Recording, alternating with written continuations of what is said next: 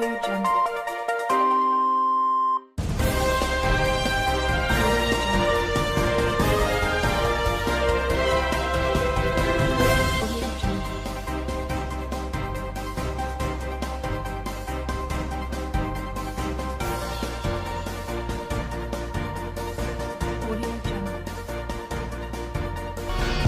is no ministry in Nigeria.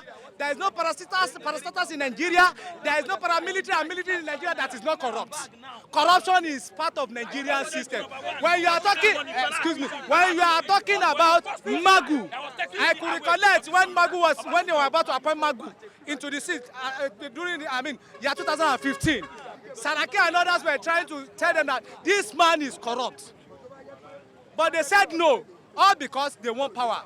They want their people to be there. Yes. And they succeeded. Share the money. You understand? And Magu got there, and we've seen what Magu has done. Every one of them is corrupt. No one is excluded. Nobody. It's old wine in a new bottle. Old wine in a new bottle. If you are talking about APC, PDP, the whole system is corrupt in Nigeria. No more. No ministry. So what we need to do is that if the Nigerians can come together and reason as one, and let's have a restructure, let's decentralize our federal system, let's decentralize, and then peace will reign. Concerning this country can never be good, because from the federal government to the state to the local government, everywhere is corrupt in this country. Because they need to make amend to it. Now, the only thing he can do is to bring a youth to be a president of this country, because it is the youth who can lead this country. It is the youth who can bring the goals of this country. It is the youth who can bring the future of this country. If you see it now, the president himself, the current president himself, look at when this issue of COVID-19 just started.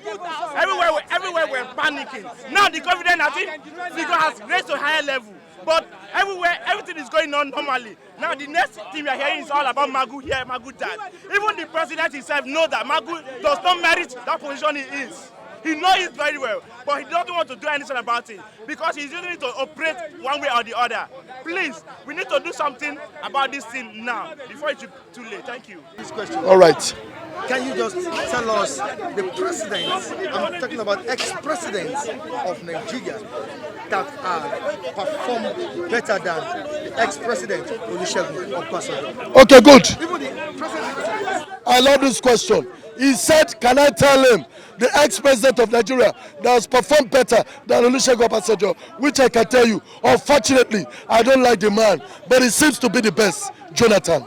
That's the truth. I don't like him, but when I look at everything, Jonathan seems to be the best, because I know in Jonathan government, nobody was even complaining. Nobody at all. Everybody was living fine. Nothing. Everything was smooth. We are hearing about corruption. Listen to me. We are hearing about corruption in Jonathan's government, but we did not see the corruption. But now we are seeing the corruption. So that's the only difference. On Jonathan time, we are hearing it, we did not see it. But Buhari time, we are hearing it, we are seeing it, and we are even swimming with it. That's the truth. That is why I said an ex-president that is better than Olusegun Obasanjo is. And let me tell you something. No matter where you take it, where you compare, Jonathan remains the best. While you take, listen, Jonathan remains the best no matter anything. So you telling me about another president, I don't know. But one thing I want to tell fellow Nigerians, please, please, please, in this country, we don't have any good leader. Despite I said Jonathan, he's not a good leader. We have not gotten a good leader. Until then, when we get a good leader, we are going to do. But you know what? When I become the second governor of Imo State, I will become the Nigerian president.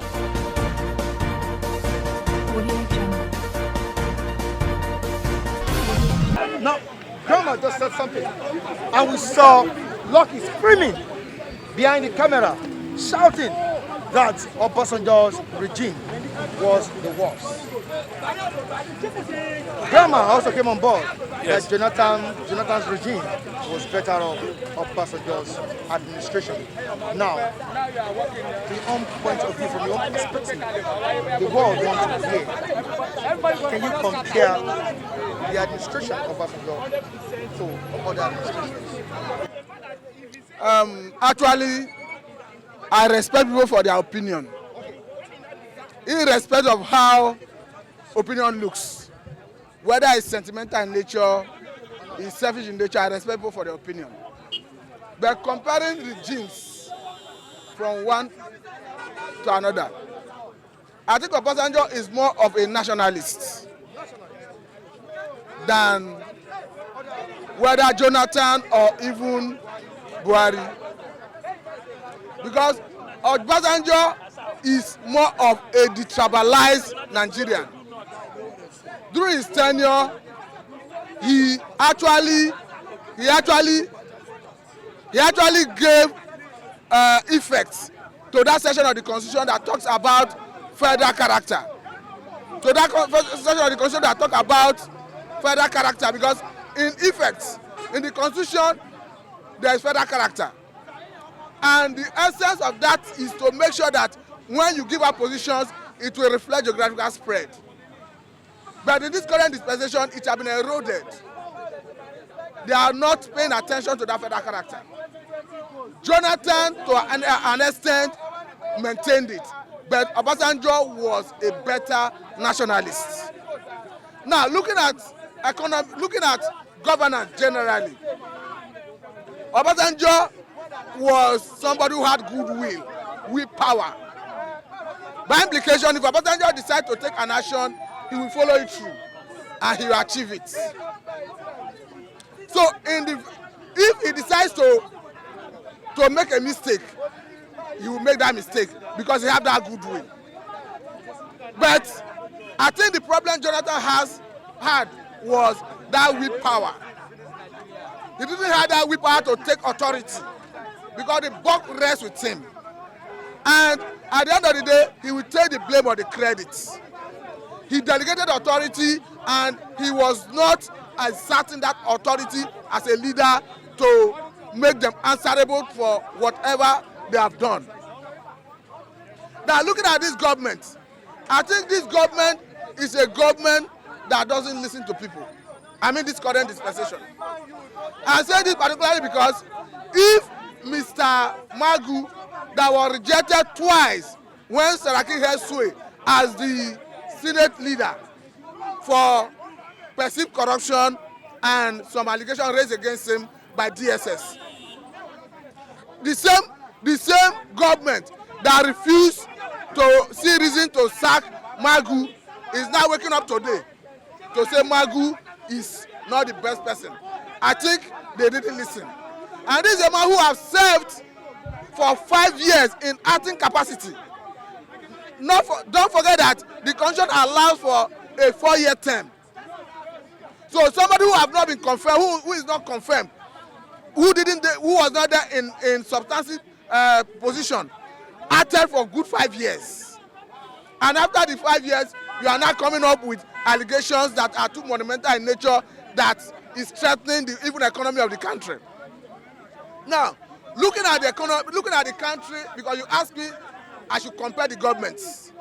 Looking at the government one by one in terms of security, I think when Obasanjo was there, the country was better policed, both military-wise, both against external aggression, both against internal aggression. I think it was in a better hand, because we are not seeing much of internal. But again, I think Obasanjo, just like any other military leader, overused power in some areas. I say this particularly because when some police personnel were killed in Udi, he gave order that we saw almost a genocide in Udi. So you call that one the best president? So what I'm saying in essence is, if he decides to take an action, he has that willpower. Then looking at when Jonathan was there, Boko Haram was. Looking at when Jonathan was there, Boko Haram was a major issue. Yes, but that notwithstanding, there was so much political angle to that to the Boko Haram to frustrate that government. I can tell you that the former, or rather the impeached governor of Adamawa State, in the person of Murtala Nyako, went all the way from Nigeria to America to hold a press conference accusing the then President Jonathan of trying to exterminate the northern youths because the military was giving hard blow to the Boko Haram. So there was no unity of purpose. There was no synergy among all the federating components to make sure they fight the Boko Haram to a standstill. Now, looking at Boko Haram the way it stands today,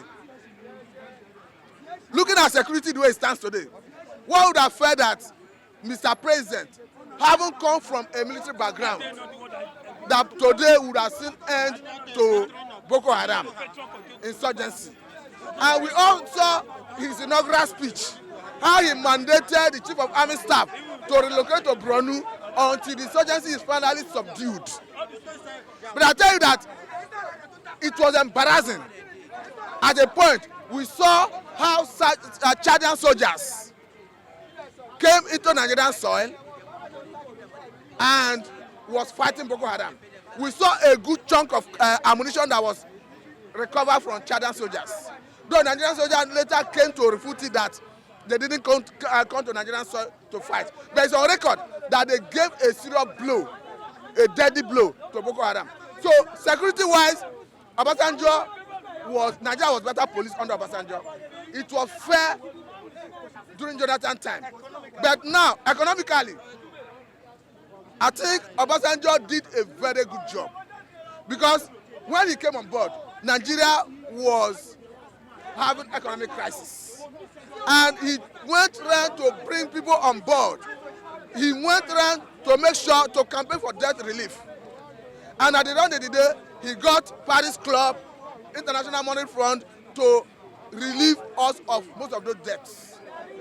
Now, he brought in some technocrats to manage the economy, and it yielded results. Coming to Jonathan actually handed the economy to eggheads. If you look at the profile of Okonjo-Iweala, who was the then coordinating minister and minister of justice, her profile speaks volume. No wonder she's being considered as the DG of the World Trade Organization currently. Now, under Jonathan, the economy was thriving. Nigeria was adjudged as one of the best growing economy in Africa. Now, looking at this government, when it comes to economy, it started from a very bad note. The way this government started was from a very bad note. The major crisis that hit Nigerian economy when Buhari came on board in 2015 was when he came with the idea of TSA. TSA, as laudable as it is, was a brainchild of Jonathan. But when Buhari came on board, according to Jonathan, the way it was running, there was a timeline when TSA would take effect. But Buhari came in as a military man he is, he gave a deadline that TSA should commence. And when Nigerian government, through remitter, which the government contracted the TSA to mop up Nigerian money in all the commercial banks. At the end of the exercise, they realized 3.1 trillion naira from the economy, which they mop up from different commercial banks. In an economy, you remove that chunk of money, it must have shock. No wonder, after the TSA, all we saw, the then Minister of Finance, in the presence of Adeosun, was saying is how to inject money into the economy, because the economy was struggling. The economy was starved of funds. So it was a right policy, but implemented at a wrong time. Because don't forget that at the time that TSA was implemented, crude oil was already threatened globally. The price was already falling. So it was not the right time to implement that policy. So the government got it wrong. And I tell you that up to today, the impact of that policy is still hitting hard on this economy. There is no perfection in humanity. Himself admitting that he made mistakes, whether genuine or otherwise, I think those mistakes would have caused some person's consequence. some irreparable loss. So to that extent, if he admits that he made mistakes and that they were genuine, I may not dispute with him that the mistakes were not genuine, but I think he owes Nigerians apology. Because if I am in a position of authority and I make mistake, and that mistake might be may be repugnant to the ethics of the Constitution, and that mistake may have caused some people some injury, some damages, some irreparable loss, then I think I owe people apology. Now, we are, by our standard, if you apologize, we accept it. But I think he owes us apology, having accepted that he made mistake. Then looking at the government not listening to him when he speaks. You see, I think I will excuse him for that. Because from what I'm seeing, this government, current government, doesn't have listening ear. If they do, I don't see any reason why Magu will be in the saddle for a good 5 years, having been rejected twice by a considered authority of the Charlo Chamber of Nigerian Senate, and having been indicted by DSS, DSS is the engine room of security when it comes to any country. So why should Mr. President allow that man to be in the saddle for a good 5 years in acting capacity when he has been indicted? You cannot allege corruption until you have proof. Does the presidency trust him himself? Pardon? Does the presidency trust the chief of the DSS? Even whether he trusts the chief of the DSS or not, the issue is this: if he who alleges must prove. And let me remind you one thing. Previously, when under the former DG of Nigeria DSS, there was a scenario where a former DG of DSS, the person of Ekpeyong, EFCC wanted to search his residence, and DSS personnel attached to his house blocked it. Even when DSS intensified effort to search his residence, they have to mobilize from their headquarters, and they got more personnel to truncate that investigation. So I think what is happening in Nigeria is power play among the security agencies, because if you subject each and every Nigerian security agency to unbiased scrutiny, I tell you that most of them will be found wanting. That is the truth.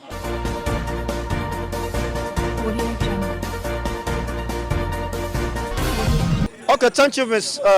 Of course, from the position of the ex-president in the person of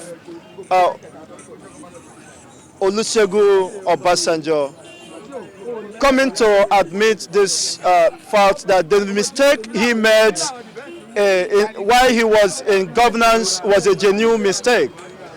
Well, of course, he may have his position to defend, but I have my own position to also defend.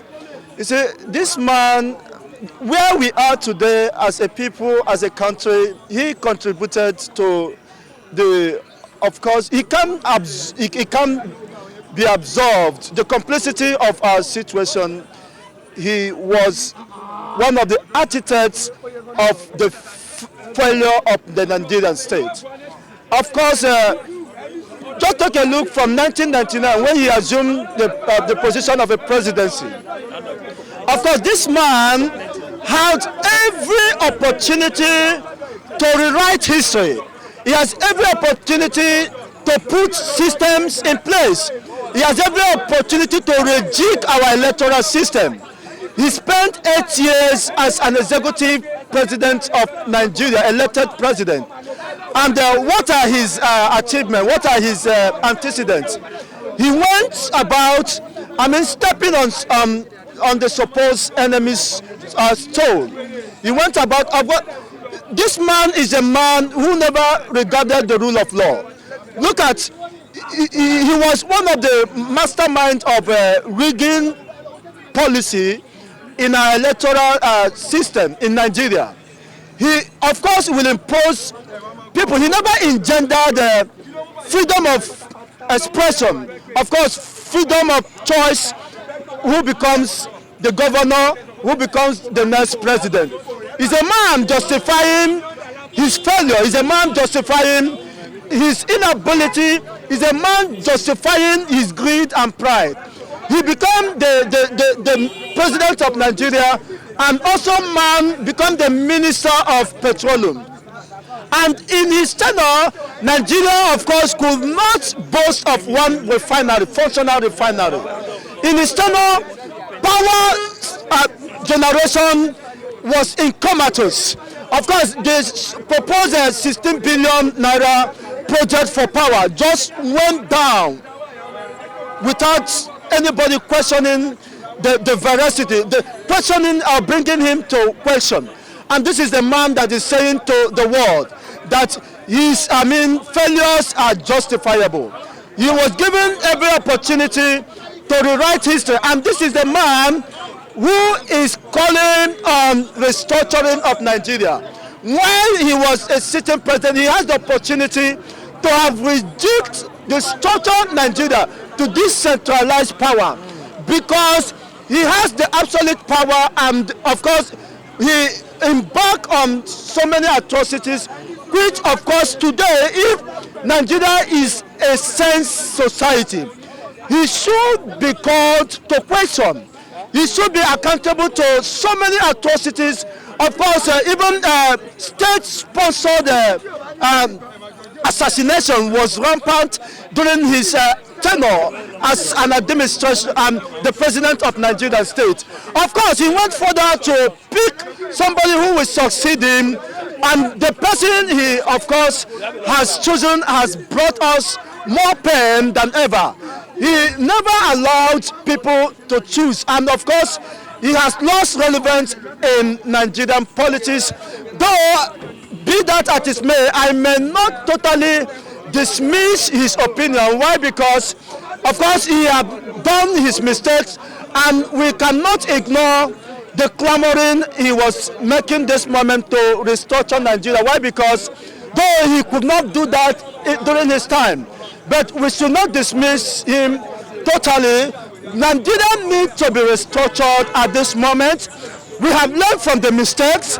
We are not ready to continue with the mistakes. So he haven't learned from the mistake. I think the right direction is to call a national sovereign conference where issues of our collective existence will be readdressed, revalidated, in order to move this country forward. Otherwise, we are heading to the cliff, and of course, the center could no longer hold. Look at the level of atrocity and embezzlement that is ongoing. Successive government keep on looting Nigeria to the point of destruction. It's quite unfortunate that we found ourselves in this situation.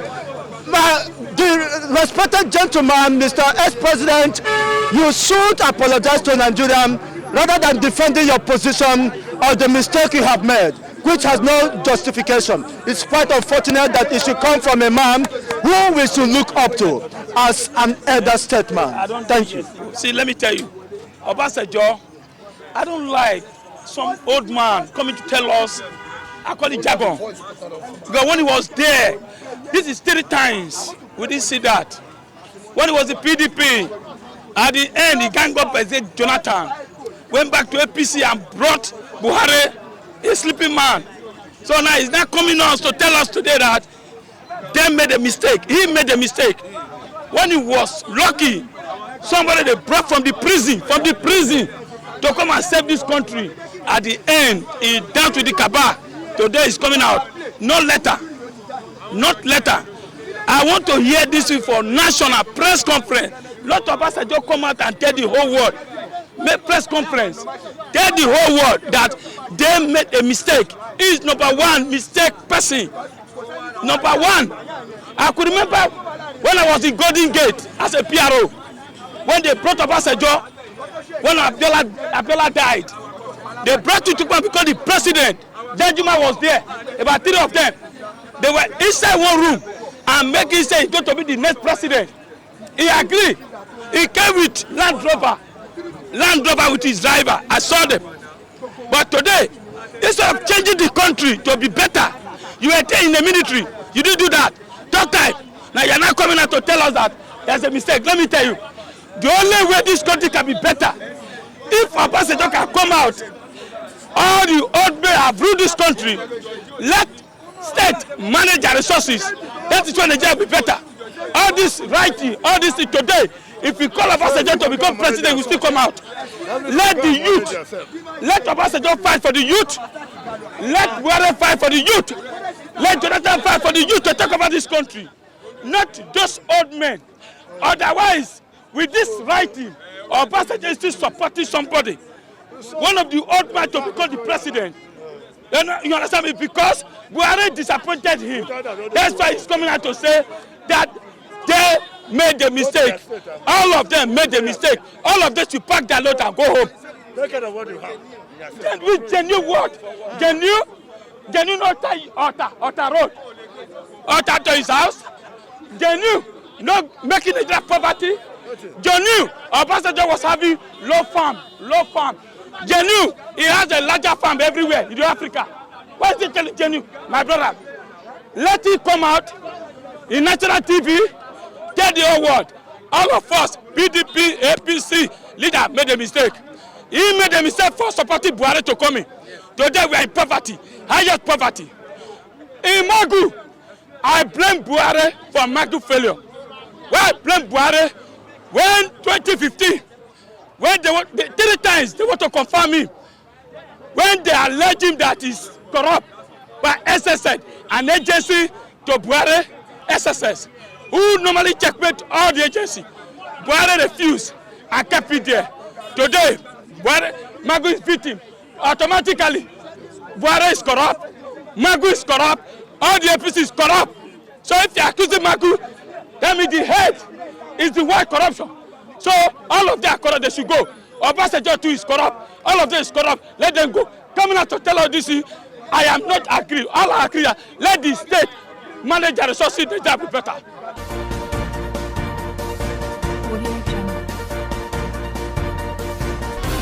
And on this note, I say goodbye to you on today's edition of Bystanders at Newsstands on Flip TV. Of course, we've had a lot of views from our reviewers. Kudos to you all. Very good points from some of our reviewers at the Newsstand. I appreciate you all. Even viewers across the globe, you people are doing great. Thanks for always keeping in touch with us on this program. Michael Adekunle still remains my name. Of course, the main man behind the camera, Femi and Festus Oluwabukumi. Till I join you on the same station. Bye. In 1972, Alade Market was built. A prestigious market to meet varieties of clothing and household items. 34 years later, it was very necessary to rebuild this market. By 2016, the market was demolished. A temporary site was built for the construction of a new Alade shopping complex. Today, we announce the commencement of the construction of the new Alade shopping complex situated on the same Allen Avenue, Ikeja. It's an 8-block of 42 shops, a total of 336 shops, in a conducive environment, enough car park, and all services attended. The sizes of the shops are from 12 square meters to 60 square meters, located at the corner piece of Allen Avenue Junction. The ground shop rent goes for 75,000 naira per square meter, while the first floor rent goes for 50,000 naira per square meter. Early subscribers enjoy a 30% discount under the fixed rental income investment, while later subscribers enjoy an instrumental payment payable within 12 months. This development is a public-private partnership between Ikeja local government and Master Reality International Concept Limited. For more information, please call